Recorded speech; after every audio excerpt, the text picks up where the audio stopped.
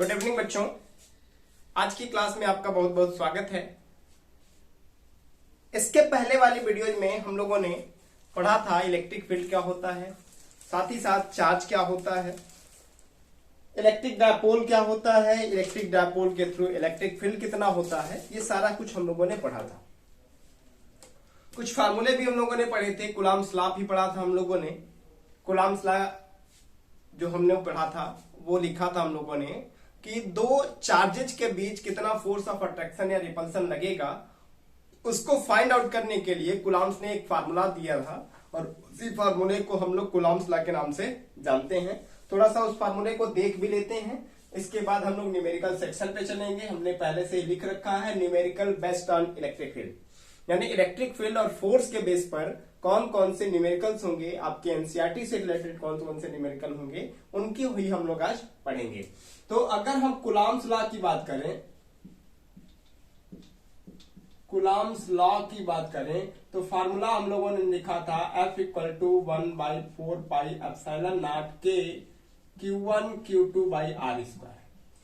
इस फार्मूले के हेल्प से अगर दो चार्ज कुछ डिस्टेंस पे सेपरेट हों तो उनके बीच का फोर्स ऑफ अट्रैक्शन या फोर्स ऑफ रिपल्सन, यानी दोनों एक दूसरे पर कितना फोर्स लगाएंगे, उसकी वैल्यू हम आराम से कैलकुलेट करके बता सकते हैं। ठीक है, इसके बाद हम लोगों ने पढ़ा था इलेक्ट्रिक फील्ड का फार्मूला। इलेक्ट्रिक फील्ड का फार्मूला पढ़ा था। इलेक्ट्रिक फील्ड का फार्मूला हम लोगों ने पढ़ा था E equal to F by Q naught, जहां क्यू नॉट को हम लोगों ने टेस्ट चार्ज कहा था और F को जो है इलेक्ट्रोस्टैटिक फोर्स कहा था। इसी के साथ हम लोगों ने पढ़ा था quantization of charge, quantization of charge, और इसमें अमाउंट ऑफ चार्ज का हम लोगों ने फार्मूला पढ़ा था Q equal two plus minus NE। ये भी फार्मूला हम यूज करेंगे इस चैप्टर में, इस एक्सरसाइज में, और बहुत सारे न्यूमेरिकल्स इस पे सॉल्व करेंगे।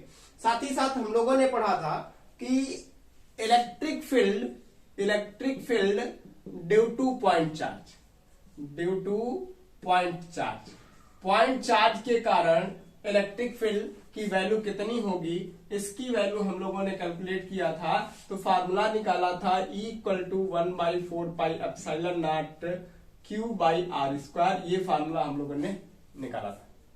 ये फार्मूला बहुत इंपॉर्टेंट फार्मूला है। इस फार्मूले पे भी हम कई सारे न्यूमेरिकल्स को सॉल्व करेंगे। साथ ही साथ हम लोगों ने पढ़ा था electric field due to dipole, या इलेक्ट्रिक डाइपोल पूरा लिखें, लेकिन हम लोगों ने शॉर्ट फॉर्म में लिख दिया। इसमें हम लोगों ने दो कंडीशन, एक एक्सियल कंडीशन पढ़ा था, एक्सियल, और दूसरा हम लोगों ने इक्वेटोरियल कंडीशन पढ़ा था। इक्वेटोरियल एक्सियल में इलेक्ट्रिक फील्ड की वैल्यू आया था 1/4 pi epsilon naught 2p by R cube, और यहां इलेक्ट्रिक फील्ड की वैल्यू आया था 1/4 pi epsilon naught p by R cube. ठीक है, साथ ही साथ हम लोगों ने पढ़ा था कि मोमेंट ऑफ कपल क्या होता है, या मोमेंट ऑफ कपल को ही हम लोगों ने टॉर्क कहा था, और टॉर्क की वैल्यू हम लोगों ने कहा था tau equal to PE sine theta, या फिर हम लोगों ने लिखा था tau vector equal to P vector cross E vector, है ना। तो इन्हीं सभी फार्मूले का यूज करेंगे और हम जो है इलेक्ट्रिक फील्ड से रिलेटेड न्यूमेरिकल्स को सॉल्व करेंगे। अभी हम इस सेक्शन में, इस वीडियो में जो है गॉस थ्योरम की बात नहीं करेंगे। नेक्स्ट वीडियो में हम लोग गॉस थ्योरम की बात करेंगे, गॉस थ्योरम से रिलेटेड न्यूमेरिकल्स की बात करेंगे, इलेक्ट्रिक फ्लक्स से रिलेटेड न्यूमेरिकल की बात करेंगे। तो हम लोग टोटली पढ़ेंगे एनसीईआरटी का क्वेश्चन। एनसीईआरटी जो आप लोगों के क्लास 12 की बुक है, उसी से रिलेटेड हम लोग न्यूमेरिकल्स करेंगे। तो हम लोग स्टार्ट करते हैं। फर्स्ट जो क्वेश्चन है, ऑलरेडी हमने बुक यहाँ खोल रखी है। क्वेश्चन हम आप बुक में देखते रहिएगा अपना। क्वेश्चन है what is the force. Question में लिखना पड़ेगा, आई थिंक लिख ही देते हैं, लेकिन लंबा थोड़ा सा वीडियो हो जाएगा।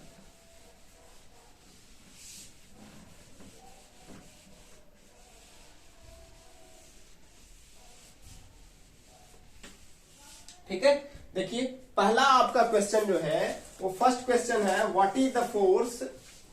फर्स्ट क्वेश्चन जो आप लोगों का है, कह रहा है कि व्हाट इज द फोर्स है ना, फोर्स, और इसके बाद डॉट डॉट कर देते हैं। ये क्वेश्चन है अपना आपका 1.1 एक्सरसाइज 1 का 1 वाला क्वेश्चन है। बिटवीन द, फिर कह रहा 30 सेंटीमीटर अपार्ट, 30 सेंटीमीटर अपार्ट रखे हुए हैं, है ना। न्यूमेरिकल लिखना, पूरा क्वेश्चन लिखना पॉसिबल नहीं है, वीडियो बहुत लंबा हो जाएगा, इसलिए आप अपने बुक को साथ में लेके बैठिएगा। क्वेश्चन सुन लीजिए, कह रहा कि what is the force between two small charges, दो स्मॉल चार्जेज हैं, इनके बीच फोर्स कितना होगा, having charges 2 into 10 to power Q1 equal to कह रहा है 2 इंटू 10 टू पावर -7 कूलम, और Q2 इक्वल टू कह रहा है 3 इंटू 10 टू पावर -7 कूलम। और ये फिर आगे कह रहा है place 30 centimetre apart in air, एक दूसरे से 30 सेंटीमीटर की डिस्टेंस पर क्या रखे हैं, एयर में रखे हैं। मतलब इसका जब सॉल्यूशन हम लोग करेंगे तो लिखेंगे, दो चार्जेज हमने दो स्फीयर बना दिए, ऐसा ही क्वेश्चन में कह रहा है, इनके बीच का डिस्टेंस जो है 30 सेंटीमीटर है, और यहां पर है जो Q1 रखा है और यहां पर जो है Q2 रखा है। दो चार्जेस रखे हैं, इनके बीच का फोर्स ऑफ अट्रैक्शन कितना होगा या रिपल्सन कितना होगा, ये हम लोगों को कैलकुलेट करके बताना है। तो दूसरी बात यहां फंस गई कि कैलकुलेशन तो करना ही है, लेकिन हमको ये भी बताने को अगर कह दिया जाए कि अट्रैक्टिव फोर्स होगा या फिर रिपल्सिव फोर्स होगा। तो अट्रैक्टिव फोर्स तभी होगा जब एक चार्ज प्लस में होगा, दूसरा चार्ज माइनस में होगा, और रिपल्सिव फोर्स तभी होगा जब दोनों चार्जेज या तो पॉजिटिव होंगे या फिर दोनों नेगेटिव होंगे। तो क्वेश्चन में हम देख रहे हैं Q1 की वैल्यू भी पॉजिटिव है, Q2 की वैल्यू भी हमारी पॉजिटिव है। इसका मतलब कि इनके बीच जो फोर्स लगेगा वो रिपल्सिव होगा, अट्रैक्टिव नहीं होगा। रीजन ये है कि इनके बीच ये जो दोनों चार्जेज हैं वो लाइक चार्जेज हैं, सेम तरह के चार्जेज हैं। तो हम क्या करेंगे, फार्मूला हमारे पास है F equal to 1/4 pi epsilon naught K Q1 Q2 by R²। अब कह रहा है कि ये एयर है इनके बीच का मीडियम, तो K की वैल्यू कितनी हो जाएगी हमारी, डायलेक्ट्रिक कांस्टेंट कितना हो जाएगा, 1 हो जाएगा, है ना। अब 30 सेंटीमीटर को जब मीटर में कन्वर्ट करेंगे तो 0.30 मीटर हो जाएगा, या फिर इसी को 3 इंटू 10 टू पावर 1 मीटर भी -1 मीटर भी लिख सकते हैं। वैल्यू यहाँ पे पुट करते हैं। हम जानते हैं कि 1/4 पाई एप्सिलॉन नॉट की वैल्यू 9 इंटू 10 टू पावर 9 होती है। K की वैल्यू 1 पुट कर लेते हैं, और Q1 की value 2 into 10 to power -7, Q2 की वैल्यू 3 इंटू 10 टू पावर -7 हो गया, और नीचे हो गया 3 इंटू 10 टू पावर -1 का होल स्क्वायर। ठीक है, कोई दिक्कत नहीं है। फिर आगे करते हैं, तो F इक्वल टू 2 3 जा 6 इंटू ये 9 को छोड़ लेते हैं क्योंकि नीचे से कटेगा। अब क्या देखते हैं, 10 टू पावर 9, ये वाला 9 और फिर -7 और ये फिर -7 हो गया, और अपान में कितना हो गया, 9 इंटू 10 टू पावर -2 हो गया। ये 9 से 9 यहाँ आपका कैंसिल आउट हो गया, तो बच गया हम लोगों का 6 इंटू ये 7 7 14, 14 में से 9 गया कितना, -5, है ना। और ये नीचे से जब ऊपर गया तो +2 हो गया, तो हो जाएगा 6 into 10 to power -3 newton. Force का यूनिट क्या होता है, इतना ही होता है। बात क्लियर है? आई थिंक कि आपको ये समझ में आया होगा, कैलकुलेशन एकदम इजी सा था, है ना। फिर देखते हैं सेकेंड क्वेश्चन में, कह रहा है कि the electrostatic force on A sphere, on a small sphere, एक स्मॉल स्फीयर है। क्वेश्चन नंबर है 1.2 और ये था हमारा 1.1। एक्सरसाइज 1 का सेकेंड क्वेश्चन है। कह रहा कि the electrostatic force on a small sphere of charge Q1 की वैल्यू दे रहा है कितना,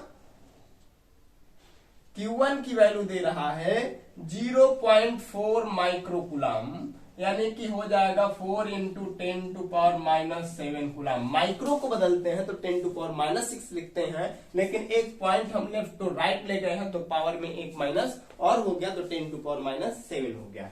फिर कह रहा है the electrostatic force on a small sphere of charges 0.4 microcoulomb due to another small sphere of charge.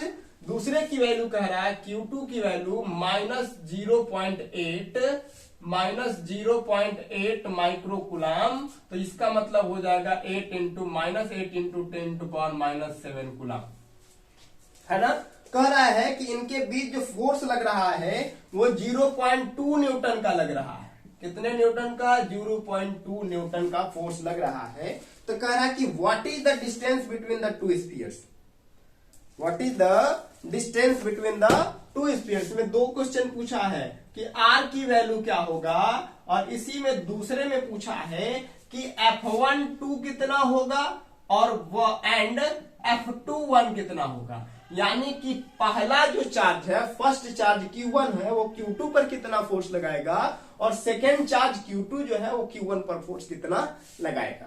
तो हम लोग पढ़े हैं Newton third law of motion में every action is equal and opposite reaction, यानी जितना पहला दूसरे पे लगाएगा उतना ही चार्ज दूसरा जो है पहले पर भी लगाएगा। उसको अभी हम आगे देखेंगे।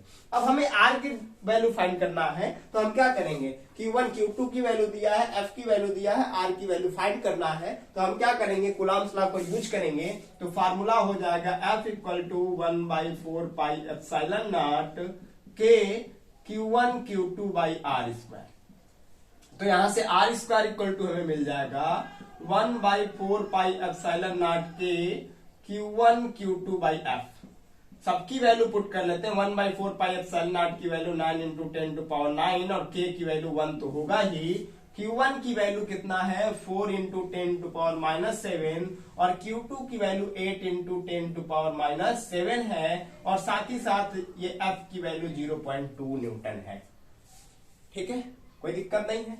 अब समझते हैं। ये 9 4 जा 36, 36 को 8 से डिवाइड कर दें, 2 से डिवाइड कर देंगे, या फिर हम चाहें तो इसको 0.2 को इसको 2 इंटू 10 टू पावर -1 भी लिख सकते हैं। 2 इंटू 10 टू पावर -1 लिख लेते हैं। ये 2 4 जा 8 हो गया, 4 4 जा 16 और 16 9 जा 144। कितना? 144 इंटू 10 टू पावर, ये देख रहे हैं पावर 9 -7 और ये नीचे से ऊपर गया तो +1, तो कितना हो गया? 144 इंटू 10 टू पावर 9 और ये -15, तो कितना हो जाएगा? -6, यानी हो जाएगा 1.44 इंटू 10 टू पावर कितना?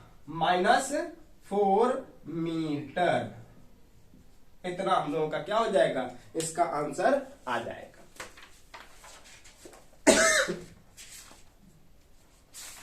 ठीक है, इतनी बात समझ में आ गई आप लोगों को। अभी हम लोगों का क्या आया है, या फिर इसको हम लोग और क्या लिख सकते हैं? इसका मतलब ये हुआ कि ये आर स्क्वायर की वैल्यू आया, आर स्क्वायर की वैल्यू। तो आर की वैल्यू हमारा कितना हो जाएगा? √1.44 इंटू 10 टू पावर -4, तो ये हो जाएगा R equal to 1.2 into 10 to power -2 metre. ये किस में आया हमारा आंसर? हो सकता है कि आपको दिख नहीं रहा होगा, तो इस साइड में लिख देते हैं। तो आर इक्वल टू कितना? √1.44 इंटू 10 टू पावर -4, तो आर इक्वल टू हो जाएगा 1.2 इंटू 10 टू पावर -2 मीटर, और इसी को हम चाहे तो आर इक्वल टू 12 सेंटीमीटर भी लिख सकते हैं। क्लियर है? आई थिंक कि आपको समझ में आ रहा होगा। कैलकुलेशन एकदम इजी सा था। नेक्स्ट क्वेश्चन हम लोग देखते हैं, एक थर्ड क्वेश्चन जो कि बहुत ही इस चैप्टर का मजेदार क्वेश्चन है, सबसे इंपॉर्टेंट क्वेश्चन इस चैप्टर का, एक्सरसाइज का सबसे इंपॉर्टेंट चैप्टर अगर न्यूमेरिकल देखा जाए तो मेरे व्यू से यही है। उसको भी देख लिया जाए 1.3 में। आप स्क्रीनशॉट लेते जाइएगा, है ना, या फिर मेरे साथ साथ ही सॉल्व करते जाइएगा और जल्दी हो जाएगा। कह रहा है कि check the ratio, check that the ratio, एक फिजिकल क्वांटिटी दिया हुआ है। क्या कह रहा है? KE स्क्वायर बाई GME/MP, ऐसा ही कहा है, GME/MP, है ना। कह रहा कि check that the ratio KE square by GME/MP is dimensionless, यानी इसका कोई डायमेंशन नहीं होगा।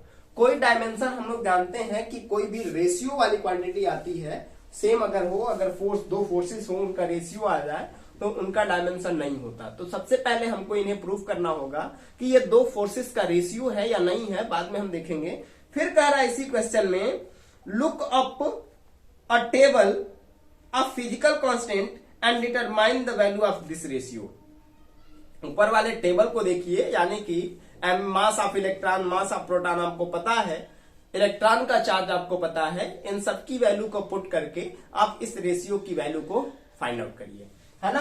तो तुरंत हम लोग करेंगे, हमारे पास ये फिजिकल क्वांटिटी दिया हुआ है, हम इसको क्या कहेंगे, हम क्या करते हैं कि के ई स्क्वायर और इसके अपान में आर स्क्वायर और इसके में भी G M E M P upon R square कर लेते हैं, कोई दिक्कत नहीं है। हमने क्या किया, आर स्क्वायर से डिनोमिनेटर और न्यूमरेटर दोनों में डिवाइड कर लिया, फिर से ये आर स्क्वायर कैंसिल होकर के ऊपर वाला हमारा लाइन मिल जाएगा।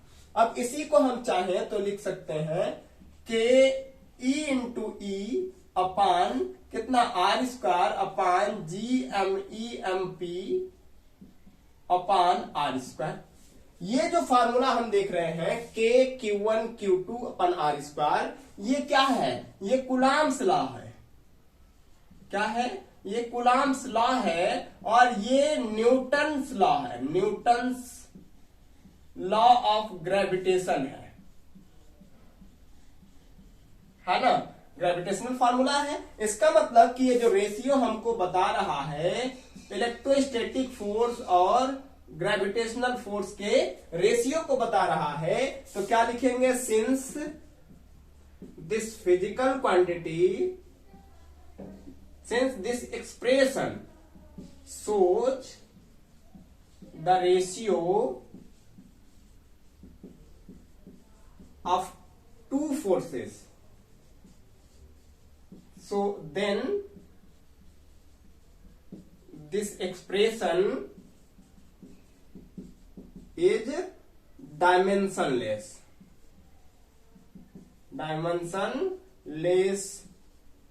एक्सप्रेशन या क्वांटिटी, है ना। या फिर हम कहें कि इसका भी जब फोर्स का यूनिट न्यूटन ही होगा और इसका भी न्यूटन ही होगा, डायमेंशन जब लिखेंगे दोनों का तो MLT-2 हो जाएगा और नीचे का भी क्या होगा, MLT-2 हो जाएगा। तो दोनों का कट करके क्या आ गया, डायमेंशन लेस आ गया।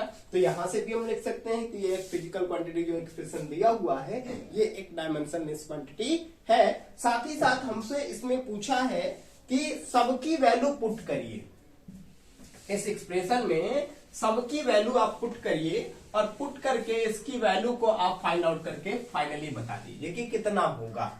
तो इसके लिए हमें mass of electron, mass of proton, G की वैल्यू, इलेक्ट्रॉन का चार्ज, ये सब कुछ पता होना चाहिए, तभी जाकर के हम इस क्वेश्चन को सॉल्व कर पाएंगे। तो हमें पता है कि के की वैल्यू होता है 1 या फिर 1, हमें फार्मूला पता है कि E की वैल्यू 1.6 इंटू 10⁻⁻19 कूलाम होता है, G की वैल्यू जो होता है 6.67 10⁻11 होता है, न्यूटन मीटर स्क्वायर पर केजी स्क्वायर होता है। साथ ही साथ मास of proton, mass of electron 9.1 into 10⁻31 KG होता है और मास ऑफ प्रोटॉन जो होता है 1.67 इंटू 10⁻31 केजी होता है। ये वैल्यू हम इस इक्वेशन में पुट करेंगे तो क्या आ जाएगा, ओवरऑल इसका एक फिक्स वैल्यू आ जाएगा। तो रखते हैं क्या है, K E square by G M E M P. तो के की वैल्यू 9 इंटू 10⁻9 हो जाएगी, ई की वैल्यू 1.6 इंटू 10⁻19 इंटू 1.6 इंटू 10⁻19 और अपान में जी की value 6.67 10⁻11 into mass of electron 9.1 into 10⁻31 into mass of proton हो जाएगा 1.67 इंटू 10⁻27। अब इसको जब हम न्यूमेरिकली सॉल्व करेंगे तो हमारा जो आंसर आएगा यही क्या हो जाएगा, हमारा फाइनल आंसर हो जाएगा। तो इसको आप सॉल्व करके देख सकते हैं। कैलकुलेशन थोड़ा सा टफ तो नहीं है, लेकिन लेंदी कैलकुलेशन है, इस वजह से हम इसको छोड़ दे रहे हैं। और इसकी जो वैल्यू आएगी 2.4 इंटू इसका जो रेशियो आएगा 2.4 इंटू 10⁻39 आ जाएगा और इसका कोई भी यूनिट नहीं होगा। यूनिट इसलिए नहीं होगा क्योंकि ये भी फोर्स और फोर्स का फोर्स से यूनिट क्या हो जाएगा, न्यूटन का न्यूटन से कैंसिल, जैसा कि हम लोगों ने यहाँ दिखाया था कि ये न्यूटन का न्यूटन से यूनिट ही कैंसिल हो गया, तो इसका डायमेंशन भी नहीं होगा। तो यहां भी हम यूनिट इसका नहीं लिखेंगे। ठीक है, चलिए फिर देखते हैं क्वेश्चन नंबर, हम लोग क्वेश्चन नंबर देखते हैं, क्वेश्चन नंबर 6 देखते हैं। क्वेश्चन नंबर कौन सा देखें? 6 देखें। तो 6 भी बड़ा मजेदार क्वेश्चन है। एग्जाम में नियर अबाउट हर एक साल के 6 वाला क्वेश्चन आ जाता है ना। ये थर्ड क्वेश्चन था। अब हम लोग करेंगे 4 और 5 में आपका थ्योरेटिकल क्वेश्चन है, इस वजह से हम उसको नहीं बता रहे हैं, आप खुद से कहीं से देख लीजिएगा या फिर उसका अलग से वीडियो बना देंगे। अब क्वेश्चन नंबर 6 हम लोगों को देखना है। क्वेश्चन नंबर 1.6 देखना है। क्वेश्चन में कह रहा है कि 4 चार्जेज हैं। कह रहा है कि 4 point charges QA QB, QA की वैल्यू दे रहा है 2 माइक्रोकुलाम, QB की वैल्यू दे रहा है, QC की वैल्यू दे रहा है और QD की वैल्यू दे रहा है। QA की वैल्यू दिया है, QB की वैल्यू जो आपका दिया है -5 माइक्रोकुलाम, QC की वैल्यू 2 माइक्रोकुलाम और QD की वैल्यू -2 का माइक्रोकुलाम और इसका 5 माइक्रोकुलाम दिया हुआ है। ठीक है, कह रहा है कि 4 point charges QA 2 microcoulomb, QB जो है -5 माइक्रोकुलाम, QC -2 माइक्रोकुलाम और QD 5 microcoulomb are located at the corners of a square. एक स्क्वायर है ABCD, एक स्क्वायर दिया है ABCD, एक स्क्वायर हम लोगों ने बना लिया ABCD, इसके कॉर्नर पे यहाँ QA है, यहाँ QB है, यहाँ QC है और यहाँ QD है। इसके कॉर्नर्स पे ये रखे गए है ना। अब कह रहा है ये इसकी साइड जो है 10 सेंटीमीटर है। कितना है इसकी साइड? 10 सेंटीमीटर स्क्वायर की साइड। तो सभी साइड क्या होगी? 10 सेंटीमीटर की होगी, क्योंकि स्क्वायर की साइड क्या होती है? इक्वल लेंथ की होती है। कह रहा है कि इसके सेंटर पर, सेंटर का मतलब क्या? इसका डायगोनल जब हम ड्रा करेंगे तो डायगोनल जिस पॉइंट पर कट करेगा वहीं पर कह रहा है कि एक दूसरा चार्ज रखा है। क्या रखा है? What is the force on a charge of 1 microcoulomb place at the centre of the square. ये क्या रखा है? इसके सेंटर पर O पर 1 माइक्रोकुलाम का एक चार्ज रखा है। तो ये कितना फोर्स एक्सपीरियंस करेगा, इसी को हमें कैलकुलेट करके बताना है। तो हमें पता है कि स्क्वायर का जो डायगोनल होता है वो एक दूसरे को बाइसेक्ट करता है। इसका मतलब कि जितना ये होगा उतना ही ये होगा, उतना ही ये होगा, यानी कि OA की वैल्यू, OB की वैल्यू, OC की वैल्यू और OD की वैल्यू सेम होगा। लेकिन कितना होगा? ये 10 है, ये 10 है, तो जब पाइथागोरस से निकालेंगे तो AC की वैल्यू हमारा मिल जाएगा √10 का स्क्वायर प्लस 10 का स्क्वायर, यानी कि 5√2 हमको इसका कितना मिल जाएगा? 10√2 मिल जाएगा। और 10 रूट मिलेगा तो OA और OC क्या होंगे? OA और OC अगर देखें और OB देखें और OD देखें तो क्या होगा? इसी का ना बाइसेक्ट है। इसका मतलब क्या हो गया? 5√2 सेंटीमीटर हो गया। तो इसकी वैल्यू हम लोगों ने क्या निकाल लिया? 5√2 सेंटीमीटर, है ना। अब सबसे पहले हम निकालेंगे इसको, अगर हम Q0 लेट कर लेते हैं तो पहले निकालेंगे FOA, इन दोनों के बीच का फोर्स। तो कितना होगा? 1/4 pi epsilon not QA Q0 upon OA square. उसी तरह से FOB निकालेंगे तो निकलेगा 1/4 pi epsilon not QB Q0 upon OB square. ऐसी तरह से FOC निकालेंगे तो निकलेगा 1/4 pi epsilon not QC Q0 upon OC square.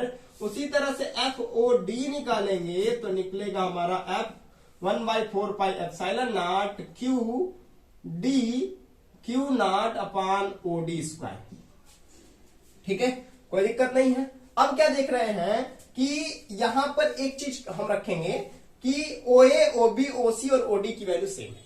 OA, OB, OC और OD की वैल्यू सेम है, तो हम इसको और भी लिख सकते हैं 1/4 pi epsilon not QA Q0 upon, Q0 को भी हम यहां लिख लेते हैं क्योंकि सब में कॉमन होगा, अपान OA स्क्वायर, इसको उसी तरह छोड़ देते हैं और इसको लिख लेते हैं Q0 upon 4 pi epsilon not QB upon OA square, क्योंकि OB की जो वैल्यू है यहां पर OB की जो वैल्यू है OA के इक्वल है, इस वजह से हम लोगों ने लिखा। फिर क्या लिखेंगे, Q naught upon 4 pi epsilon not QC upon OA square, क्योंकि OC की जो वैल्यू है वो OA के इक्वल है।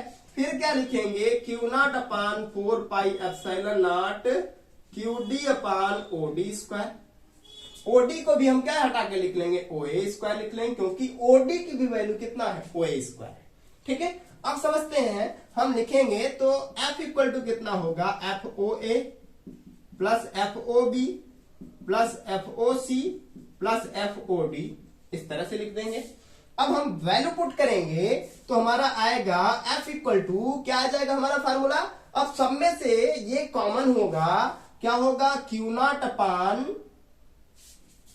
4 पाई एप्सिलॉन नॉट, हम 1 अपान 4 पाई एप्सिलॉन नॉट, और Q नॉट अपान OA स्क्वायर भी तो कॉमन है सब में से, ये देख रहे हैं ना, ये पूरा का पूरा टर्म क्या, सॉरी, ये पूरा का पूरा टर्म, ये नीचे वाला क्या है, कॉमन है, इसमें भी नीचे वाला ये टर्म पूरा क्या है, कॉमन है, इसमें भी नीचे वाला ये पूरा का पूरा टर्म क्या है, कॉमन है, इसमें भी ये नीचे वाला पूरा का पूरा टर्म क्या है, कॉमन ही है ना।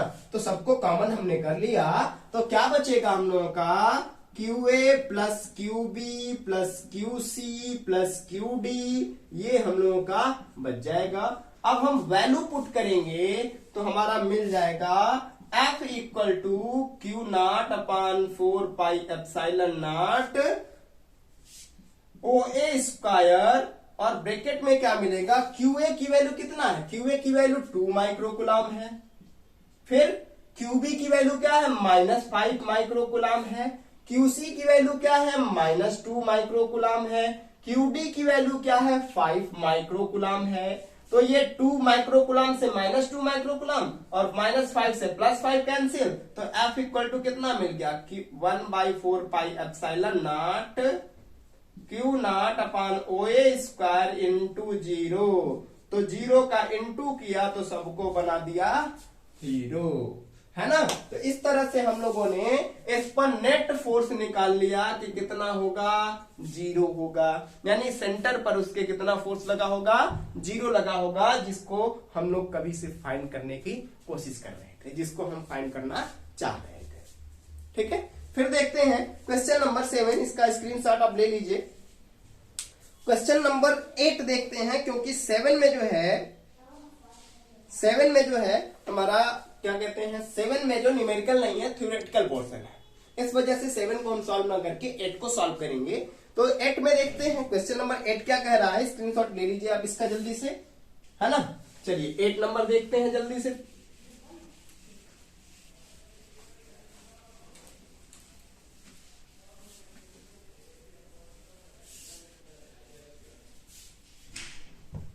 क्वेश्चन नंबर 1.8, ठीक है। क्वेश्चन नंबर 1.8 में क्या कह रहा है कि 2 point charges QA and QB, 2 point charges हैं, एक कह रहा है QA है, इसका नाम QA दे दिया, और दूसरा कह रहा है कि दूसरा है QB, और QA की वैल्यू कह रहा है 3, QA की वैल्यू कितना दे रहा है, 3 × 10⁻³ 3 माइक्रोकुलाम दे रहा है, 3 माइक्रोकुलाम मतलब 3 × 10⁻⁻6 कुलाम, और QB की वैल्यू दे रहा है कितना, -3 माइक्रोकुलाम, इसका मतलब -3 × 10⁻6 कुलाम दिया। ठीक है, बात क्लियर है। फिर समझते हैं, कह रहा है क्वेश्चन में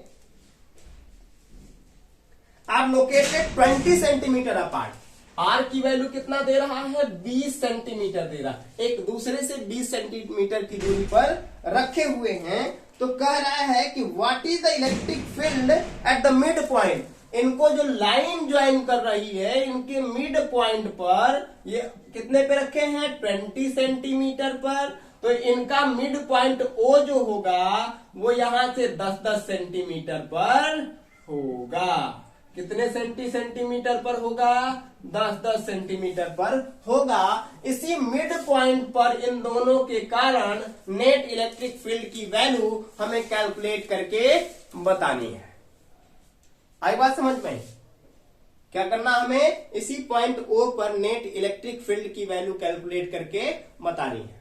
तो अब अगर बात करें तो सबसे पहले कितना हो जाएगा, इसको पॉइंट A लेट कर लेते हैं, इसको B, तो OA equal to OB equal to कितना 10 सेंटीमीटर, क्योंकि आधा आधा बढ़ जाएगा, मिड पॉइंट है, तो इक्वल टू कितना 10⁻⁻1 मीटर हो जाएगा हमारा काम, एकदम सिंपल से, क्योंकि 100 से डिवाइड करेंगे तो 0.1 बचेगा, 0.1 को 10⁻⁻1 मीटर लिख सकते हैं, है ना। अब क्या देखें कि प्लस इलेक्ट्रिक फील्ड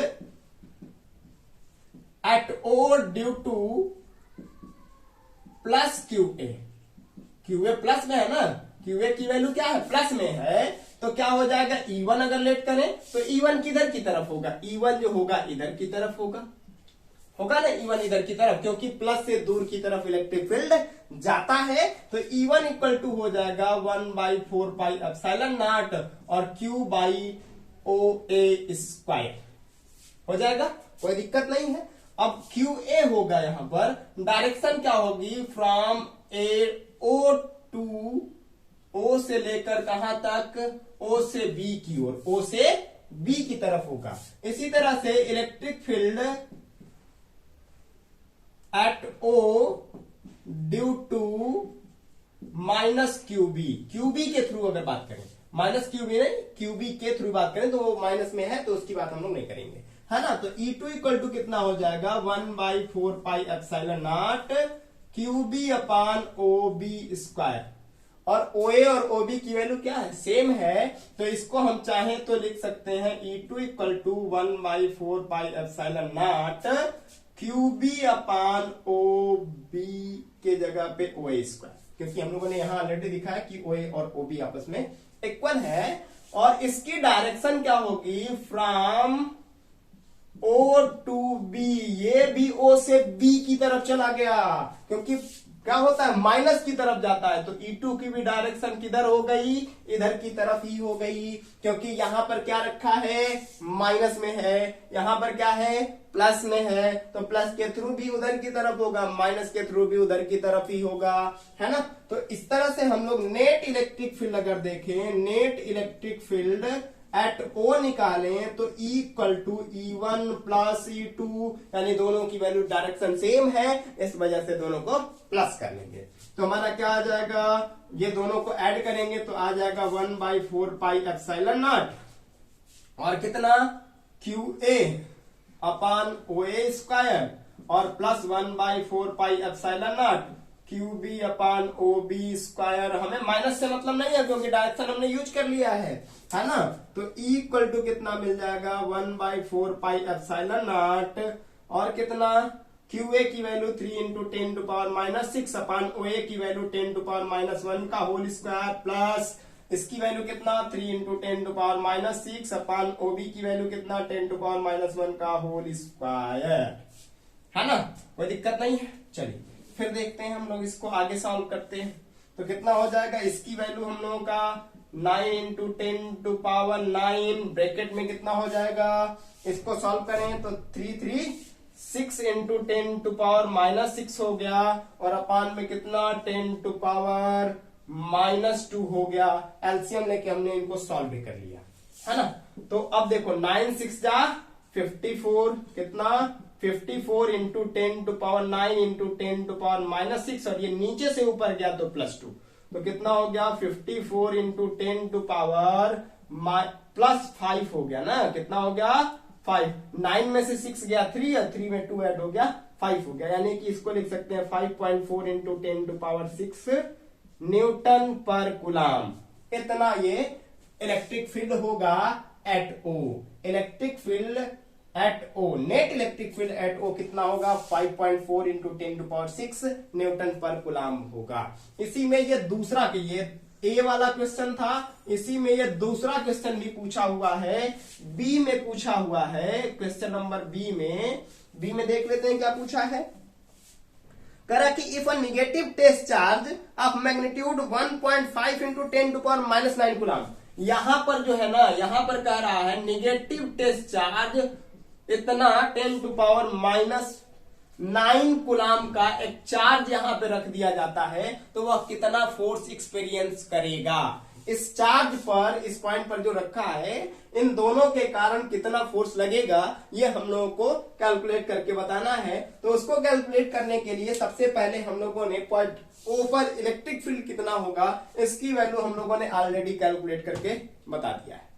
और जब इसकी वैल्यू ऑलरेडी कैलकुलेट कर लिया है तो जैसे ही हम लोग F की वैल्यू निकालना चाहते हैं तो F equal to Q naught E कहेंगे, क्योंकि ये क्या होगा, हमारा टेस्ट चार्ज है। क्वेश्चन में दिया भी है टेस्ट चार्ज रखा जाता है। तो क्यू नॉट की वैल्यू कितना, 1.5 इंटू 10 टू पावर -9 इंटू, अब इसकी वैल्यू कितना, 5.4 इंटू 10 टू पावर 6 हो गया। तो अब देखो इसको लिखेंगे 3/2 इंटू 5.4 इंटू कितना, 10 टू पावर 6 में से 9 गया -3, ये देखो 2.7 हो गया। और 2.7 में 3 से मल्टीप्लाई करेंगे तो 8.1 इंटू 10 टू पावर -3 न्यूटन का ये फोर्स एक्सपीरियंस करेगा जो टेस्ट चार्ज क्यू नॉट पर रखा हुआ है ना। फिर हम लोग बात करेंगे क्वेश्चन नंबर 1.9 का। इससे पहले थोड़ा सा देख लेते हैं कि आवाज आ रही है क्लियर या वीडियो क्लियर आ रही है कि नहीं आपके पास।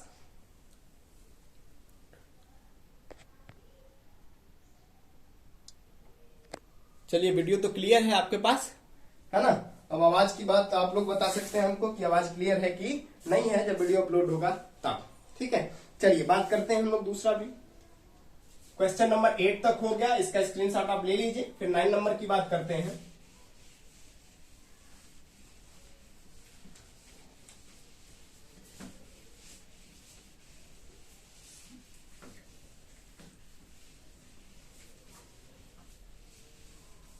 क्वेश्चन नंबर 1.9 बहुत ही मजेदार क्वेश्चन है।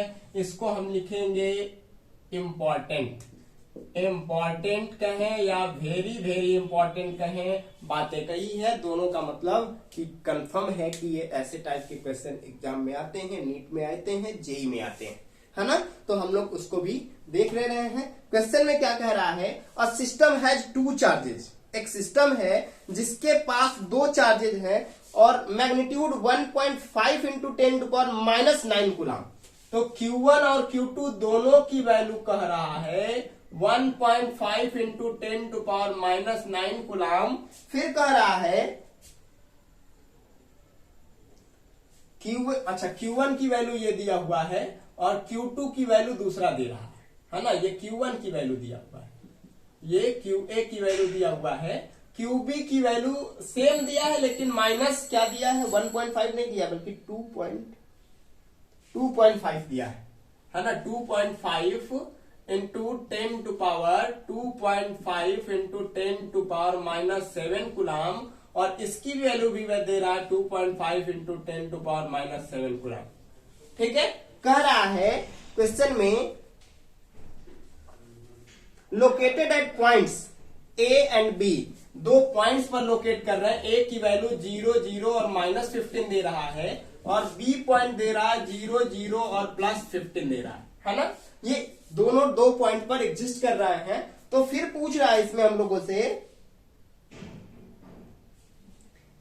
What are the total charge. Total charge कितना होगा, टोटल चार्ज की वैल्यू हम लोगों को बताना है। फिर इसी में सेकेंड नंबर में हम लोगों से पूछ रहा है इलेक्ट्रिक डायपोल मोमेंट कितना होगा, यानी P की वैल्यू कितना होगा। तो अगर हम टोटल चार्ज की वैल्यू की बात करें, टोटल चार्ज की बात करें तो कितना होगा, Q1 प्लस Q2 हो जाएगा या फिर QA QB लिखे हैं तो QA प्लस QB हो जाएगा, यानी कि 2.5 इंटू 10 टू पावर -7 और -2.5 इंटू 10 टू पावर -7, यानी दोनों कट के कितना हो जाएगा, 0 कूलाम का चार्ज होगा, है ना। कितना चार्ज हो जाएगा, 0 कूलाम। अब इसी में हम लोगों को डायपोल की वैल्यू कैलकुलेट करनी है। तो डायपोल के लिए क्या करना होगा, हमें एक फिगर बनाना होगा, है ना। तो इसके लिए हम लोगों ने एक XYZ प्लेन बना लिया। ये X अगर लेट करें, ये Y लेट करें और ये Z लेट करें तो ये लाइन कौन सी होगी, ये Z डैश होगी, है ना।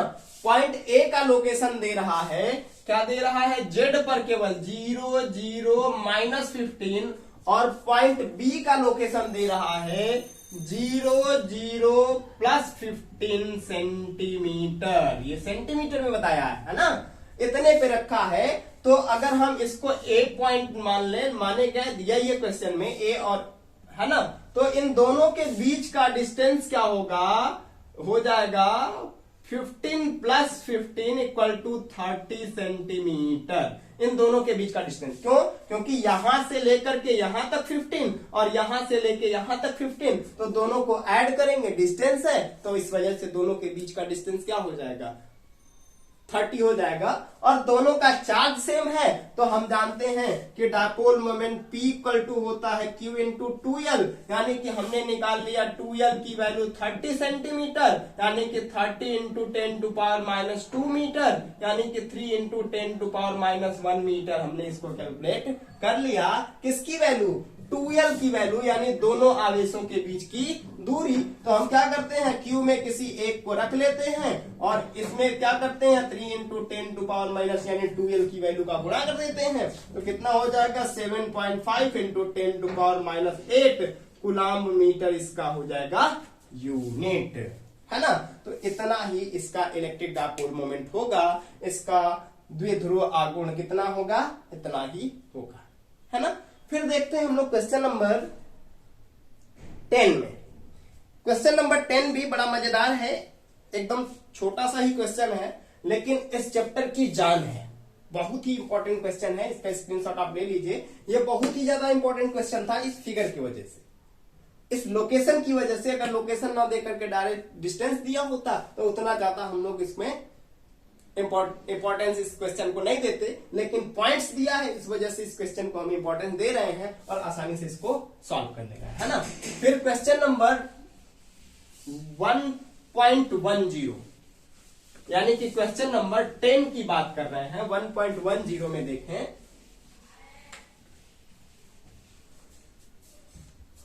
क्वेश्चन नंबर 1.10, है ना।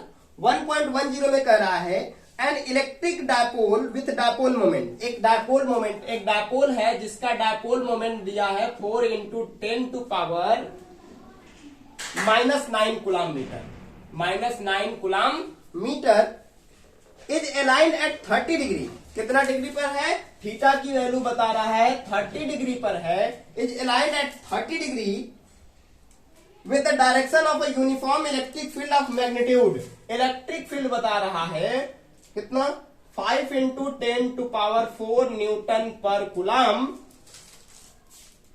Calculate the magnitude of torque acting on the dipole. Torque की वैल्यू हम लोगों से पूछ रहा है, तो टाउ की वैल्यू हम जानते हैं सीधा सीधा पी साइन थीटा।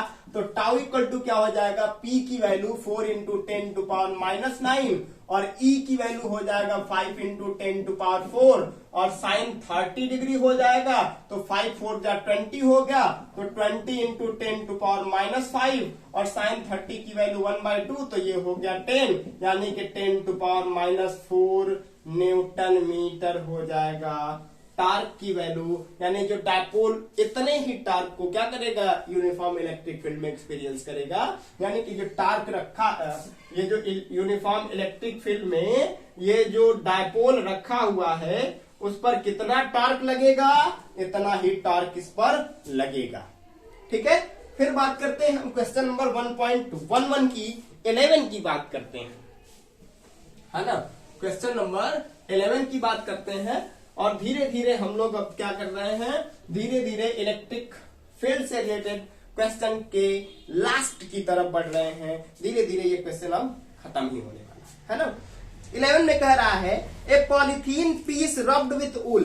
पॉलीथीन का टुकड़ा है 1.11 ना, पॉलीथीन का एक टुकड़ा है या पॉलीथीन है, इसको ऊल के साथ रब किया जाता है, ऊल के साथ रगड़ते हैं। तो कह रहा है wool is found to have a negative charge. तो इस पर जो है नेगेटिव चार्ज आ जाता है कितना, 3 इंटू 10 टू पावर -7 कूलम्ब का, 3 इंटू 10 टू पावर -7 कूलम्ब का। Estimate the number of electrons transferred from which to which. तो किससे इलेक्ट्रॉन गया, तो कहेंगे पॉलीथीन से इलेक्ट्रॉन ऊन में गया है। तो क्या लिखेंगे इसमें, पहले क्वेश्चन में लिखेंगे the electrons will transfer from polythene to wool. Polythene से किस पर गया है, ऊल पे गया। एस्टिमेट कर रहा है कितना गया है, तो हमें n की वैल्यू फाइंड आउट करना है। तो n इक्वल टू क्या होता है, फार्मूला Q बाई E, क्योंकि हम लोगों ने फार्मूला पढ़ा है Q इक्वल टू NE, है ना। तो वहीं से n equal to Q by E, तो n इक्वल टू हो जाएगा Q की value 10 into 10 to power minus 7 upon 1.6 into 10 to power minus 19। इसको हम लिखते हैं, क्या लिखेंगे, 1 by 1.6 into 10 to power minus 19 into 3 into 10 to power minus 7। और इसका सॉल्यूशन हम लोगों ने जब क्वांटाइजेशन ऑफ चार्ज पढ़ा था तभी इसका किया था, कितना आया था, 6.25 into 10 to power minus plus 18, और ये पहले से है तो Q की value 3 into 10 to power minus 7 कर लेते हैं। तो इसका मल्टीप्लाई करेंगे तो 18.75 और इंटू 10 टू पावर कितना, 18 में से 7 गया 11, तो 1.875 into 10 to power 12 electron transfer होंगे पॉलीथीन से ऊल पर, है ना।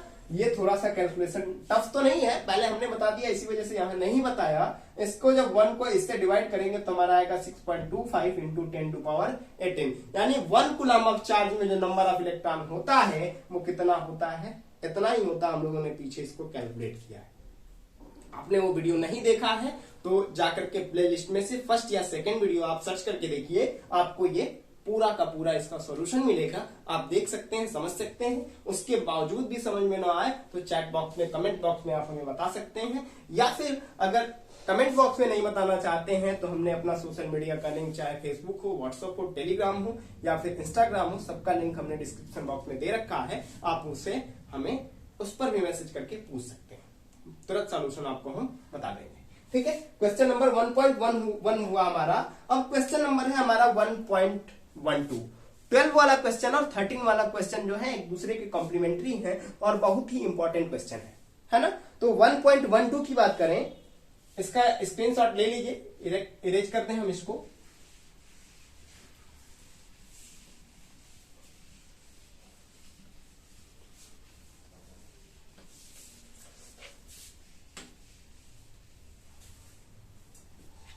है ना, क्वेश्चन नंबर 1.12 कह रहा है 2 insulated charge copper spheres A and B have their centers separated by a distance of 50 coulomb. 2 copper के स्फीयर्स हैं, इनके सेंटर्स के बीच का डिस्टेंस बता रहा है 50 सेंटीमीटर है। 50 सेंटीमीटर के डिस्टेंस पर ये दोनों रखे हैं। What is the mutual force of electrostatic repulsion if the charge on each, दोनों पर charge 6.5 into 10 to power minus 7 coulomb का रखा है, तो इनके बीच कितना रिपल्सिव फोर्स लगेगा, इसको हमें कैलकुलेट करके बताना है। कह रहा है कि the radii of A and B are negligible compared to the distance of separation. इनके डिस्टेंस के रिस्पेक्ट में इनकी जो रेडियाई है वो बहुत ही ज्यादा छोटी है, बहुत ही ज्यादा कम है। तो हमको क्या करना है, इनके बीच का फोर्स ऑफ रिपल्सन निकाल करके बताना है।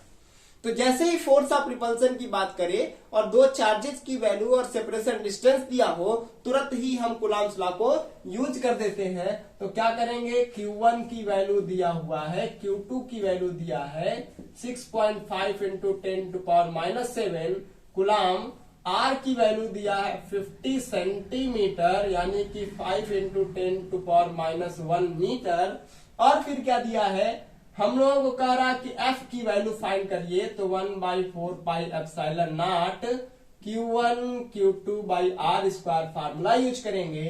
तो F इक्वल टू हो जाएगा हम लोगों का 9 इंटू 10 टू पावर 9, और Q1 की value 6.5 into 6.5 into 10 to power minus 7 into 10 to power minus 7। दोनों को हमने साइड साइड में, इसको यहां लिखना चाहिए था, इसको यहां लिखना चाहिए था, लेकिन हमने साइड साइड में कर लिया है कि ये कई बार हम सॉल्यूशन भी करते चले।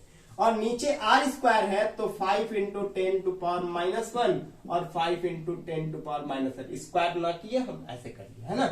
5 13 1.3 टाइम्स में 5 13 1.3 टाइम्स में है ना। अब करेंगे तो f इक्वल टू 9 इंटू 13 का 13 में मल्टीप्लाई करेंगे तो 169 दो डिजिट पे पॉइंट हो गया और 10 टू पावर ये देखो 7 और 7 14 और 14 में से 9 गया कितना -5 और ये नीचे से +2 हो गया तो कितना हो गया इसमें मल्टीप्लाई करेंगे तो 9 9 जा 81 9 6 जा 54 और 8 62 9 1 जा 9 और 9 और 6 15 और दो डिजिट पे पॉइंट लग जाएगा और इंटू 10 टू पावर -3 यानी कि 1.521 इंटू 10 टू पावर -2 न्यूटन का ये फोर्स एक्सपीरियंस करेगा। कौन सा फोर्स होगा? रिपल्सन। कौन सा फोर्स होगा? रिपल्सिव फोर्स होगा है ना। इतना ही फोर्स इन दोनों के बीच लगा है, रिपल्सन का अट्रैक्शन का नहीं है ना। फिर हमारा क्वेश्चन नंबर 13 है जो कि बहुत ही ज्यादा इंपॉर्टेंट क्वेश्चन है। इसको अभी इरेज करते हैं, केवल इसका सॉल्यूशन हम लोगों को इरेज करना होगा है ना। फिर देखते हैं, ये था हम लोगों का क्वेश्चन नंबर 1.12 लिखना हम भूल गए थे। अब हमारा स्टार्ट होगा क्वेश्चन नंबर 1.13 है ना। 1.13 ये बड़ा मजेदार क्वेश्चन है। दो स्फीयर है, एक का नाम ए लिख ले रहे हैं और एक का नाम बी लिख रहे हैं। ध्यान देना, कह रहा है क्वेश्चन में suppose the sphere A and B in the above equation या in the above questions have identical size. इन दोनों की साइज एक ही जैसी है। A third sphere of the same size, एक तीसरा स्फीयर भी है सी जो इन्हीं के साइज का है और इस पर चार्ज कह रहा है कि 0 है, इस पर कोई चार्ज नहीं है। फिर कह रहा है a third sphere of the same size but अनचार्ज। अनचार्ज का मतलब क्या है? इसके ऊपर चार्ज कितना है? 0 है। Is brought in contact with the first. क्या किया जाता है? वेन पहले ये इसके कॉन्टेक्ट में लाया जाता है।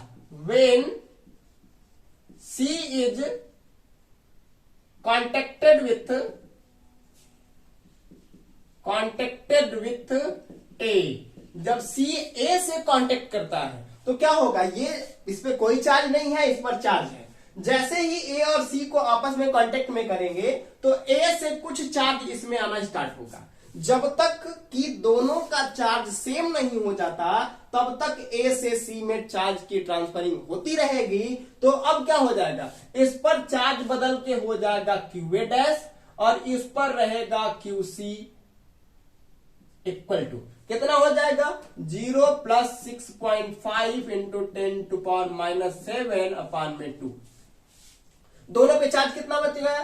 3.25 इंटू 10 टू पावर -7 कूलम। देखो ये कॉन्सेप्ट हम लोगों का कहां से आया? जैसे मान लेते हैं कि दो स्फीयर है हमारे पास, इस पे 100 कूलम है और इस पे 60 कूलम है और दोनों को कांटेक्ट में रख दिया जाता है तो दोनों का मिलकर के कितना हो जाएगा? 100 + 60।